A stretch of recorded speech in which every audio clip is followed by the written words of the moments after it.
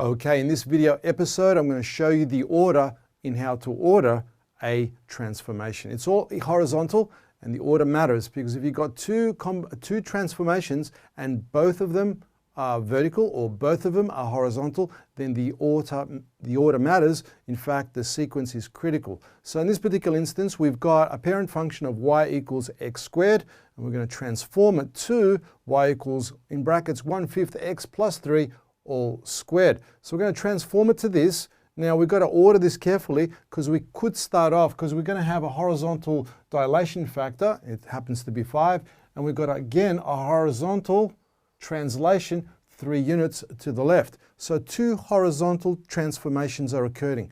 We could start off with a horizontal dilation where we compress or stretch the function, followed by a horizontal translation. Or we could do it the other order. We could start off with a horizontal translation and then do the horizontal dilation. So which order is correct? The only way we'll know is by trying out both. So I'm going to take a guess and try first one. I'm going to do a horizontal dilation first and see if I can get this outcome right here, 1/5 x plus 3 all squared. So number one, let's try, it's a guess, I'm going to try a horizontal dilation. And the factor is being given as 5. The factor is 5. So it's going to be 5 times as wide horizontally along the x-plane from the y-axis. So we're going to do that first. So let's apply it to this. So we start off with y equals x squared, and that's going to turn into y equals, well, we're going to apply the factor of 5, and when we apply a factor horizontally, we take the x component, this is the way I like to do it, and divide it by the horizontal scale factor, and that happens to be 5. So I'm going to divide it by that. So the x here, we'll divide it by 5, factor of 5, like that. And of course, we're going to put it squared because it's inside the function, so it's all squared, like that. So what does that turn into? It turns into y equals, we could write it down as 1/5 x all squared. That's the same as that, 1/5 x all squared. It's all inside the function. There's the squared outside the bracket. So that's step number one. So is it looking like that? Kind of. We don't know yet. So let's do step number 2 in the sequence. What we're going to do now is a horizontal translation.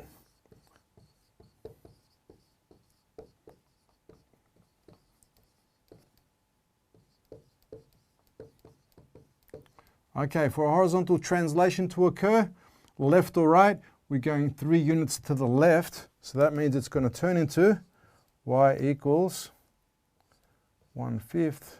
Now the x component, we do this. We do the x component, so it's x. And because it's to the left, we do a plus. To the left is plus, because we're doing the opposite, right? So left is plus, so it's going to be plus, what is it? 3 units. Plus 3, like that.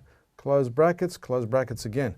So we've got y equals 1/5, bracket x plus 3, close 2 sets of brackets. Does that, wait a minute, we have to still put the squared, that goes there. Okay, y equals 1/5, the squared, there it is. Let's check and see if that's the same as the outcome function.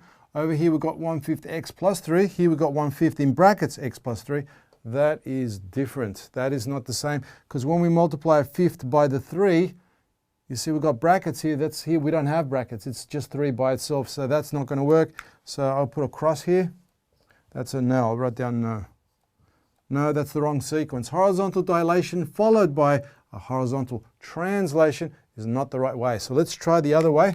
The other way has to be right. Okay, number 1, instead of a horizontal dilation, we'll do a horizontal translation. And that's going to be 3 units to the left.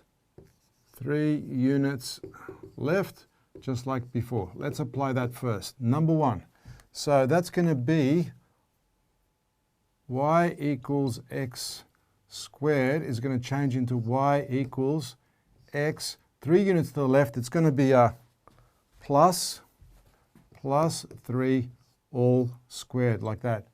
plus 3 all squared. Okay, now that we've done that, we're going to go to the next step, which is number 2 in our sequence. We're going to do the horizontal dilation second now. Horizontal dilation, and that's the factor of 5. Factor of 5. Let's check factor of 5. Horizontal dilation factor 5. There it is. That's what we're going to apply to this now. So now, for number 2, step number 2, y equals, what do we do with the x? Because we're applying a factor of 5, we take the x divided by 5. We put it underneath. We always put the factor underneath.